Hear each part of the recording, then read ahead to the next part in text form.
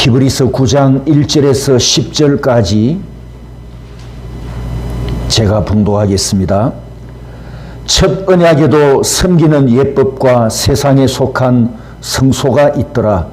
예비한 첫 장막이 있고 그 안에 등잔대와 상과 진설병이 있으니 이는 성소라 일컫고, 또 둘째 휘장 뒤에 있는 장막을 지성소라 일컫나니 금 향로와 사면을 금으로 싼 언약궤가 있고 그 안에 만나를 담은 금 항아리와 아론의 쌍난 지팡이와 언약의 돌판들이 있고 그 위에 속죄소를 덮는 영광의 그룹들이 있으니 이것들에 관하여는 이제 낱낱이 말할 수 없노라.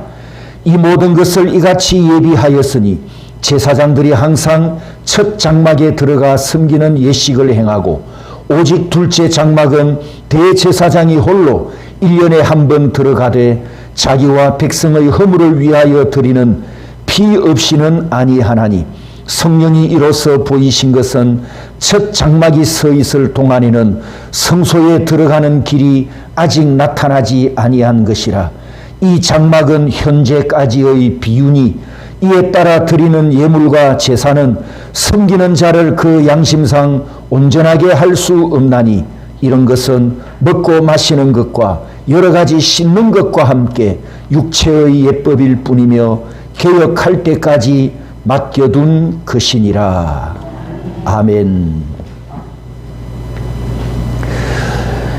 오늘도 숙제를 다 해오셨죠? 지난 시간에 세 가지 주제를 말씀드렸습니다.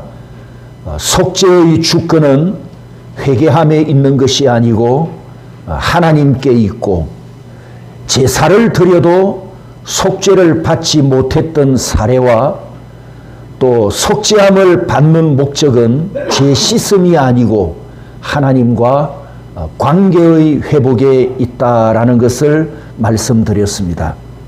오늘 마지막 네 번째, 다섯 번째를 말씀을 드리려고 합니다. 네 번째 생각할 주제는 제사와 예배는 헌제자의 마음과 삶의 모습이 분리되어서는 안 되는 진리를 가르쳐 줍니다. 우리 대구에는 따로 국밥이라는 메뉴가 있어서 비유를 들기에 참 좋습니다.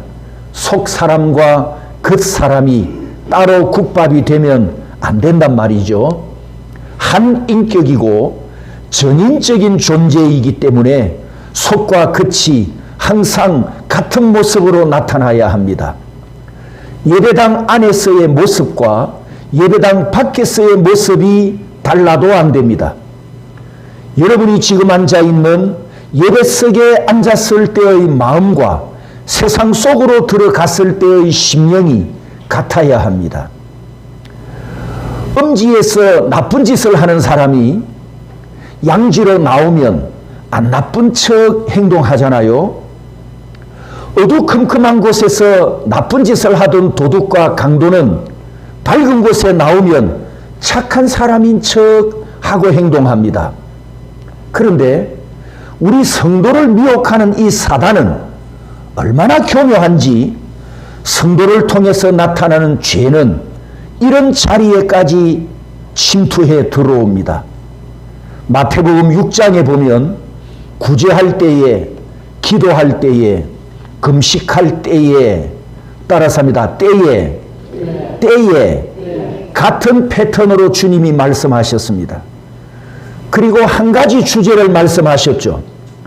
세 개의 주제를 가지고 말씀하셨지만 때에라는 같은 패턴으로 예수님이 우리에게 주시는 메시지는 한 가지입니다. 따라서 합니다. 외식하는 자처럼 하지 말라. 이 한 가지 주제를 우리에게 가르치려고 구제할 때에, 기도할 때에, 금식할 때에라고 말씀하셨는데, 여러분 이 세 개의 순서를 유의하시기 바랍니다. 구제는 방향이 사람입니다. 기도와 금식은 방향이 수직적으로 하나님입니다. 사람을 향한 구제보다는 하나님을 향한 기도가 더 신령하고, 기도보다는 금식이 더 깊은 영적 행위입니다. 구제, 기도, 금식 이렇게 순서로 말씀하신 것을 점청법 메시지라고 합니다. 이 점청법으로 하나님께서 우리에게 주시는 말씀들이 신구약 성경에 상당히 많이 기록되어 있습니다. 이것은 하나님의 설교 방법이기도 한 거지요. 아무튼 골방에 들어가서 하나님께 부르짖는 시간에 하나님과 깊은 영적 교제를 1대1로 나누는 그 깊은 영적 자리에서도 뭐가 나타났다고요? 외식이 나타날 만큼 사단은 교묘하고 우리 인간은 거짓을 행하는 죄인인 것을 나타냅니다. 여러분, 금식이 무엇입니까? 금식. 육신의 양식을 포기하듯이 내 생명을 하나님께 내어놓으며 내가 죽고 사는 주권은 하나님께 있습니다. 이렇게 내드리면서 강구하는 더 깊고 더 신령한 영적 자리이지 않습니까? 순교 다음으로 금식 기도가 나 자신을 하나님께 다 드리는 헌신이라 할 수 있습니다. 그런데 이렇게 깊은 영적 자리에도 외식하는 죄가 죄인을 통해서 나타납니다. 사단의 역사와 죄가 예배당 밖에서 범죄자가 득실거리는 뒷골목에서만 역사하는 것이 아니고 가장 신령한 성전 안에 가장 영적인 예배 자리에까지 침투하며 예수 그리스도의 공로로 이미 어렵다 함을 받은 나를 통해서도 이게 나타난다는 것. 도둑님들은 컴컴한 곳에서 일을 하는데 우리는 빛의 자녀라고 하면서 빛의 자녀인데 광명한 곳에서 이렇게 외식을 나타낼 수 있다라는 것을 보여줍니다. 내가 새로운 피조물로 지음받았으나 언제든지 방종하거나 부정함에 이를 수 있고 나를 통해서도 얼마든지 어둠이 역사할 수 있다는 것을 안다면 우리가 거룩함을 이루기 위해서 힘써야 할 것을 깨닫게 합니다. 빌립보 2장 12절에 항상 복종하여 두렵고 떨림으로 너희 구원을 이루라 이렇게 말씀하셨습니다. 그렇다면 예수님께서 마태복음 6장에서 말씀하신 외식하는 구제와 외식하는 기도와 외식하는 금식은 하나님께서 역겨워하셔서 결코 받지 않으실 유흠한 제물이 된다라는 것을 우리가 레위기를 통해서 지금 배우고 있습니다. 이와 같이 구약시대에도 제사와 예배를 받지 않으신다고 하나님이 말씀하셨는데 예배와 마음이 일치되지 않아서 거부된 제사들이 있습니다. 제가 성경 구절을 이렇게 쭉 관로 안에 넣어놨습니다만 여러분이 한번 찾아보시고 예레미야 6장 19절 20절에 보면 너희들이 내 말을 듣지 아니하며 내 율법을 거절하였음이니라. 그러면서 20절에 그들의 번제를 받지 아니하며 그들의 희생 제물을 달게 여기지 않노라. 하나님께서 이 시대의 제사와 제물을 거부하셨습니다. 두 번째는 예배와 행위, 삶이 일치되지 않아서 거부된 제사들이 있습니다. 역시 관로 안에 참고할 성경 구절들이 있고 시편 50편에 보면 하나님을 잊어버린 너희여 내가 너희를 찢으리니 건질 자 없으리라. 그러면서 23절에 감사로 제사를 드리는 자가 나를 영화롭게 하나니 그의 행위를 옳게 하는 자에게 내가 하나님의 구원을 보이리라. 예배와 행위가 일치되어야 하나님이 그 제사와 제물을 받으신다라고 했는데 이 중에서 예레미야 6장 19절 20절은 지금 레위기를 공부하는 우리가 새겨 들어야 할 말씀입니다. 하나님은 제사 제도 자체를 거부하지 않습니다. 자신이 만든 예배 제도이고 죄인이 하나님 보좌 앞으로 나아가도록 은혜의 길을 직접 열어주셨습니다. 그러므로 예배를 거부하는 하나님이 아닙니다. 다만 헌제자와 예배자가 하나님 앞에 아무리 귀하고 값비싼 최고의 헌물을 드려도 자기 자신이 거짓되거나 자기 자신이 불순종하고 있으면 그를 받지 않으시기 때문에, 그 헌제자를 받지 않으시기 때문에 그 헌제자가 바치는 제물을 하나님이 받지 않으시겠다는 겁니다. 성경에 이런 사례를 보여주는 한 사람이 있습니다. 창세기 4장 5절에 나오는 우리가 잘 아는 가인이지요. 가인과 그의 제물은 받지 아니하신지라. 이 문장을 잘 보시면 하나님이 안 받으신 게 두 개입니다. 뭘 안 받으셨습니까? 두 개. 뭐죠? 가인도 안 받으셨고 가인이 바친 제물도 안 받으셨다. 그게 보입니까? 여기 과와 그의 히브리 단어를 보면 와우라는 이 갈고리 모양 기억하시죠? 와우라는 글자가 들어있어서 이 와우 글자가 들어가면 와우 연소법 때문에 앞, 뒤를 연결시킨다, 이런 의미를 갖고 있다고 말씀을 드렸습니다. 그래서 과와 그의 갈고리가 들어있어서 가인과 제물이 하나처럼 연결되어 있다. 하나님께서 그 가인을 받지 않으셨기 때문에 그가 드린 제물도 받지 않으셨다. 이것을 증거합니다.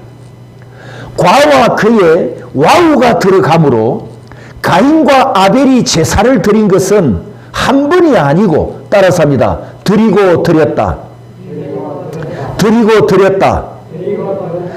와우라는 글자가 들어가서 과거와 현재와 미래까지 연결을 해서 긴 시간, 일회적인 시간, 단회적인 횟수가 아니고 긴 시간 동안 여러 번 반복해서 오랫동안 예배를 드렸다, 제물을 바쳤다, 이런 뜻이 됩니다. 여러분, 가인이 사는 시대는 800년, 900년을 사는 초장수 시대였습니다.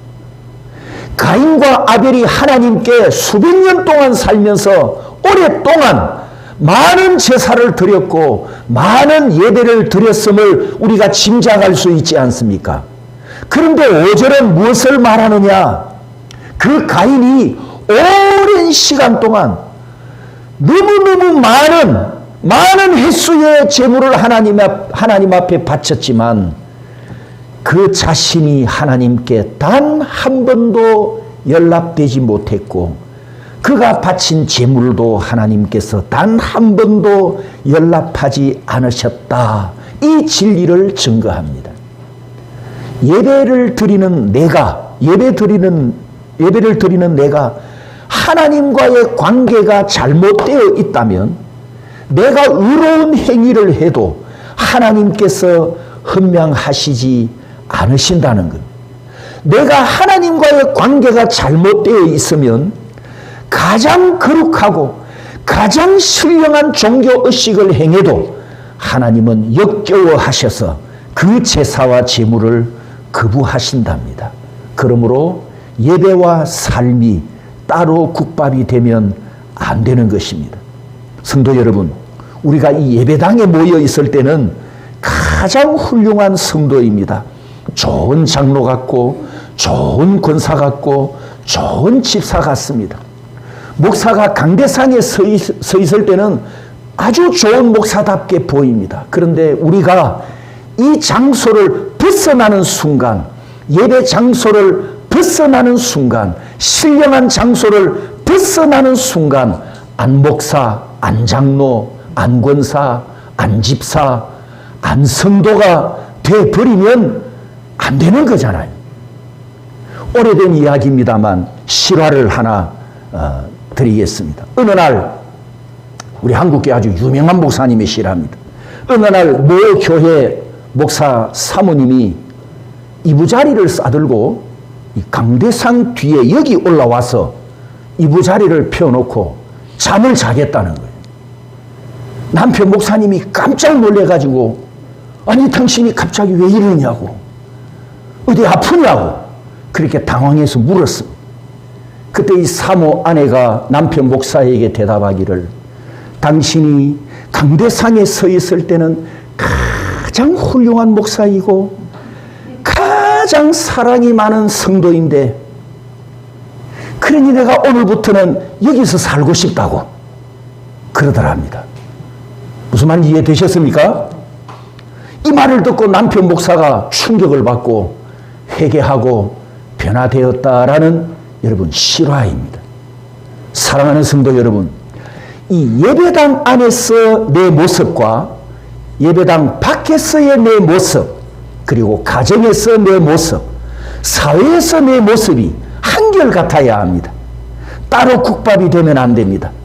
하나님께서 나를 먼저 받으셔야 내가 드리는 예배를 받으심을 기억하시고, 나 자신도, 내 삶도, 내가 드리는 예배도 언제나 하나님께 헌양되기를 축복합니다. 다섯 번째, 마지막 주제, 죄의 고백은 죄사함을 받는 데 아주 중요한 요소입니다. 지금까지 네 개의 주제로 들은 말씀을 종합하면 신약의 회개와 구약의 제사 자체는 별로 의미가 없거나 별로 중요하지 않다라고 오판할 수 있습니다. 그렇지 않습니다. 용서받기 위해서는 반드시 회개해야 하기 때문에 옛사람을 벗는 데 있어서는 이 회개가 아주 중요한 요소입니다. 시편 32편 5절 6절 우리 다 같이 한 목소리로 읽습니다.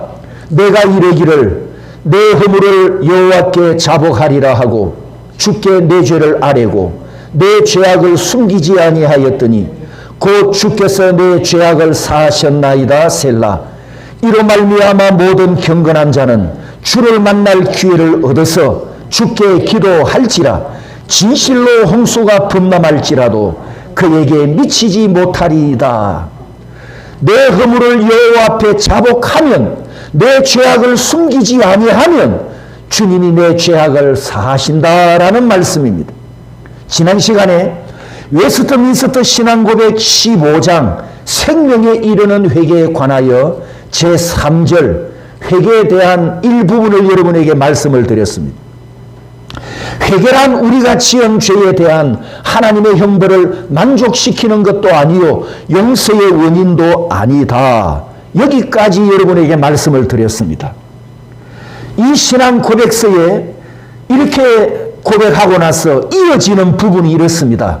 따라서 해볼까요? 그러나 이 회개는 모든 죄인들에게 꼭 있어야 한다. 아무도 이 회개 없이는 죄 용서를 기대할 수 없다. 회개하란 말입니까? 안 해도 된다는 뜻입니까? 회개하라는 말이죠. 회개를 하지만 회개가 용서받는 원인이 아니다. 하나님의 주권이다. 하나님의 은혜다. 아주 명확하게 우리 선조들이 500년 전에 이 신앙 고백 문서를 잘 만들었습니다.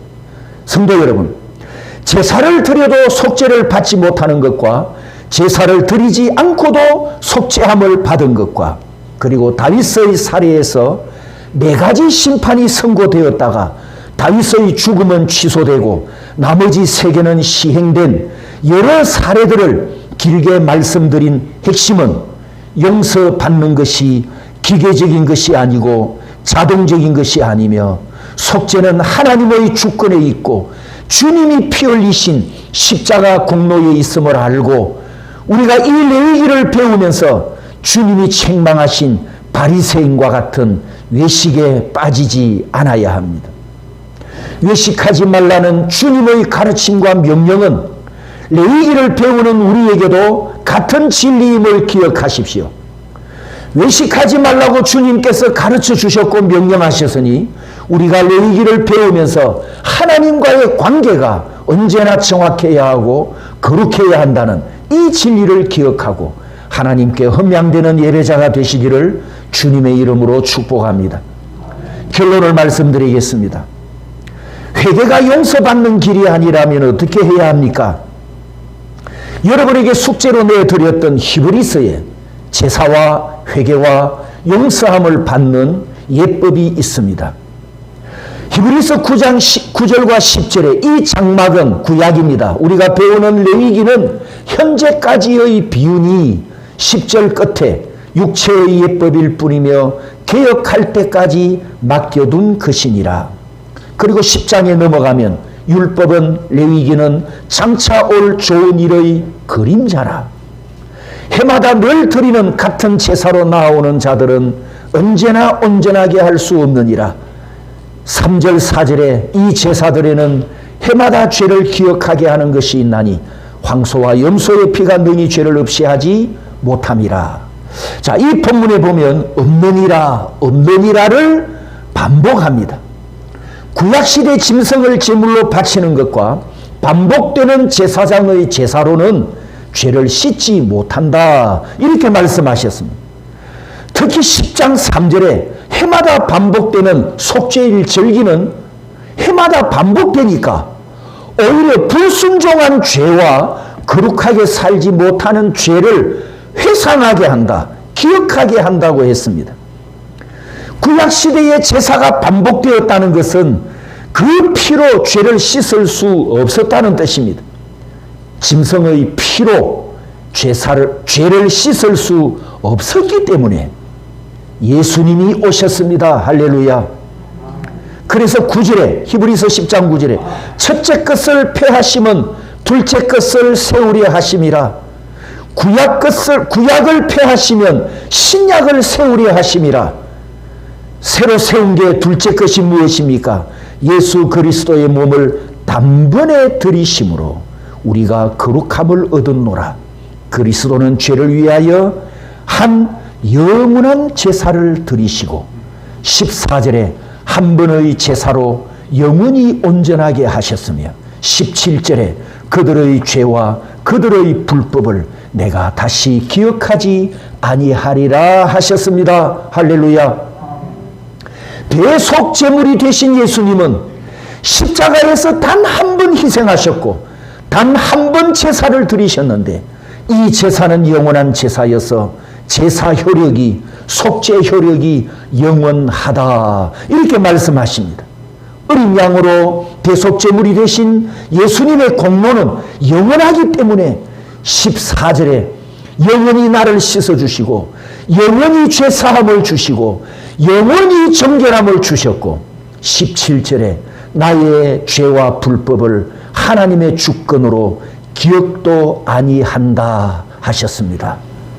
조의 생명 시리즈 설교 때 바른 회개가 회개를 바르게 하는 것이 아니라 바른 믿음이 바른 회개를 하게 합니다 라고 말씀드렸습니다.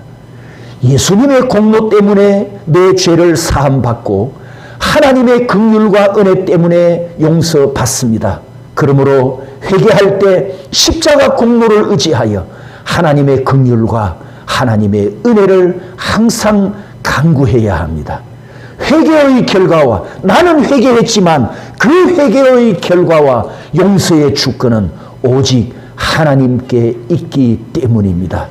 우리의 신앙 생활과 내 마음과 내 신앙 생활과 내 은행이 예배당 안에서나 예배당 밖에서나 가정에서나 직장에서나 어디에서나 하나님 앞에 한결같이 거룩하게 연합되도록 하나님과의 관계가 늘 거룩한 관계를 이루어 하나님 앞에 헌량되는 삶을 살아가시기를 주님의 이름으로 축복합니다.